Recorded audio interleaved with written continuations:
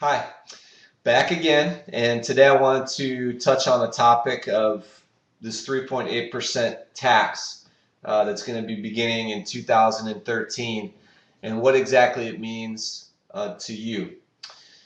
Before I start, I want to just make sure I disclose I'm not an accountant, I'm a real estate agent, and whenever we talk about IRS regulations and things like that, make sure that you talk to your accountant and see how it directly impacts you and your life. This is just a general overview because there are so many misconceptions about this 3.8% tax that's going to be beginning in 2013 on the sale of homes. First of all, the tax only applies for single people that make over $200,000 a year in income. If you're married and filing jointly, that income level is $250,000. So probably most of you watching this right now are already eliminated from even having to worry about this tax on the sale of your new home.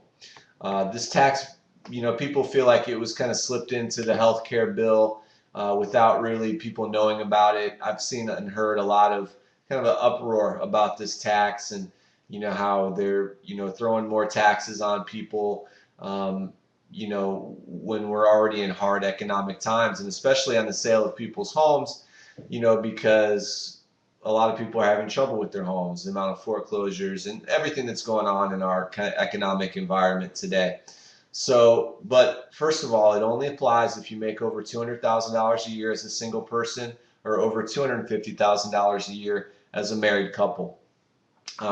The other part of the tax is that it only applies for the amount of money that you make on your sale over $250,000 as a single person and over $500,000 as a married couple.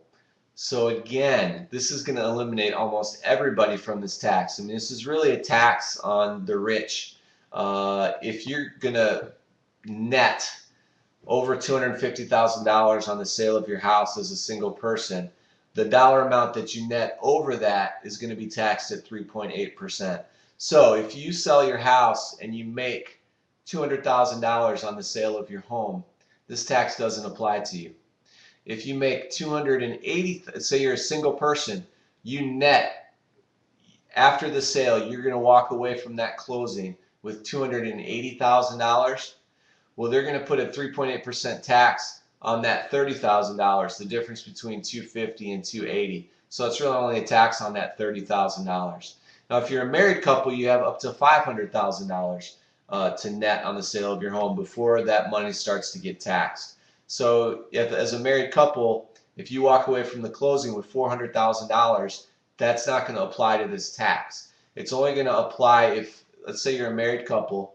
First of all, you have to make over $250,000 of income a year, and you need to net over $500,000.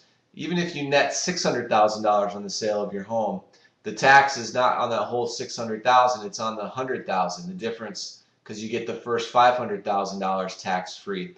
So this is going to have very little income on 99 or very little impact on 99% of us, and only impact a small amount of people. And in my opinion, if you make over $500,000 on the sale of your home, that some of that money probably should be taxed because that you're okay. I think you're doing all right. So again, it's not going to affect most of us. If you have any questions, please feel free to call, email. Please go to my website, www.efoxvalleyhomes.com. Thanks.